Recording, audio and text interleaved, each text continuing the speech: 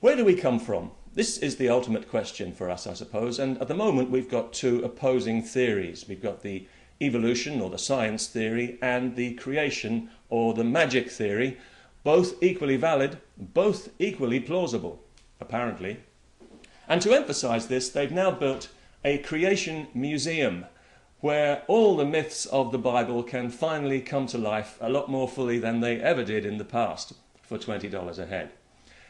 The creation theory, of course, comes from the book of Genesis, which tells us that God created man from a handful of dust and he created woman from man's rib. And these two together were so stupid that they weren't on the planet 5 minutes when they'd managed to get a curse put on all future generations. Nice work.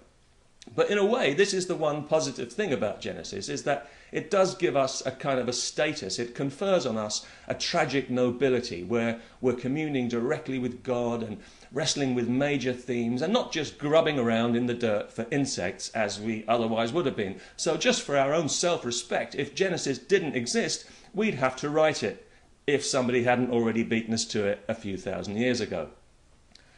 Darwin's theory of natural selection, on the other hand, tells us that we have evolved over millions of years from lower life forms such as lizards, apes, and born-again republicans. And many Christians would like to see both of these theories taught in schools so that kids can get both sides of the argument. But what I don't understand is why there are only two sides to this argument. Why only two theories? Because this is a very important question. So surely we need all the theories we can get, especially as the two that we've got are so mutually exclusive. If you embrace one, you have to reject the other. What kind of absolutist madness is this? There has to be some middle ground. My cab must be early. Okay, here's a question. If you crossed a pig with a monkey, what would you get? I'll give you a clue. Look in the mirror. Now, I'm not trying to be insulting, but it's true, isn't it?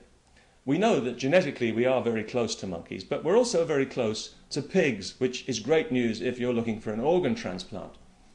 In fact, in some cannibal societies, human meat is known as long pig. So maybe here's what happened. A few million years ago, a monkey had sex with a pig. I know it's wrong, but they were at a loose end on a Saturday night when these things happen, and they produced the first human, a remarkable creature that could not only peel bananas with its feet, but was mustard at sniffing out truffles. And from this, we evolved into the articulate, dexterous pig monkeys we are today. Still not convinced? Okay, let's call the monkey Adam, and the pig, oh, I don't know, you think of something. Well, why not? It makes more sense than either of the other theories, as it explains why there's no missing link while eliminating the supernatural. So I'd like to see it taught in schools. Let's give the kids all the available theories and let them decide. We are the pig monkeys of planet Earth. This is my theory. And since I don't have a shred of evidence to support it, well, naturally I believe it all the more passionately. Peace.